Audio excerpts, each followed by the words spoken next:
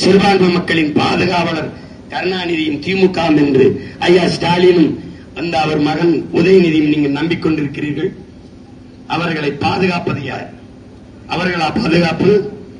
சிறுபான்மை மக்களின் பாதுகாவலர் கருணாநிதியும் திமுக என்று ஐயா ஸ்டாலினும் அந்த அவர் மகன் உதயநிதியும் நீங்கள் நம்பிக்கொண்டிருக்கிறீர்கள். அவர்களை பாதுகாப்பது யார்? அவர்களா பாதுகாப்பு? சிறுபான்மை மக்களின் பாதுகாவலர் கருணாநிதியும் திமுக என்று ஐயா ஸ்டாலினும் அந்த அவர் மகன் உதயநிதியும் நீங்கள் நம்பிக்கொண்டிருக்கிறீர்கள்.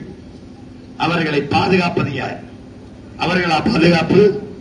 15-20 விழுக்காட்டு வாக்கை இஸ்லாமிய கிறிஸ்தவ மக்கள் அந்த குடும்பத்திற்கு அவர்கள் கட்சிக்கு போட்டு போட்டு போட்டு அவர்களை வாழவும் ஆளவும் வைத்து பாதுகாப்பது நீங்கள் தான் என்பதை எப்போது உணரப் போகிறீர்கள்? அவர்களுக்கான பாதுகாப்பு நீங்கள் தான், உங்களுக்கான பாதுகாப்பு அவர்கள் அல்ல என்பதை என்று உணர்ந்து தெளிகிறீர்களோ அன்று இந்த மகனுக்கு ஓட்டு போடுங்கள். போதும். நாங்கள் ஏன் நிற்கிறோம்? மானமுள்ள தமிழர்கள் இந்த தீய அரசியல் சக்திகளை ஒழித்து தூய அரசியலை தமிழர் நாட்டில் நிறுவ வேண்டும் என்பதற்காக நிற்கிறோம். நாங்கள் எடுத்து வைக்கிற அரசியல் கோட்பாடுகளை ஆழ்ந்து கவனியுங்கள். சரி என்று பட்டால் வாக்கு தாருங்கள், இல்லை அவர்களுக்கே போடுங்கள்.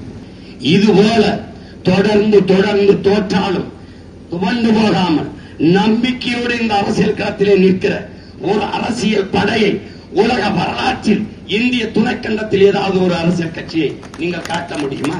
நாங்கள் செய்ய வந்தது பிசினஸ் அல்ல, பொலிட்டிக்கல் ரெவல்யூஷன். பாருங்கள், அதிகாரம் இல்லை, ஆனால் நான் பெற்ற அளவிற்கு இந்த நாட்டில் எந்த ஆட்சியாளர்களும் மக்களின் குறைகளை தீர்க்க மனுக்களை பெற்றதில்லை. டங்ஸ்டன் தொழிற்சாலை, டங்ஸ்டன் சுரங்க தொழிற்சாலையை நிறுவார்கள் என்றார்கள்.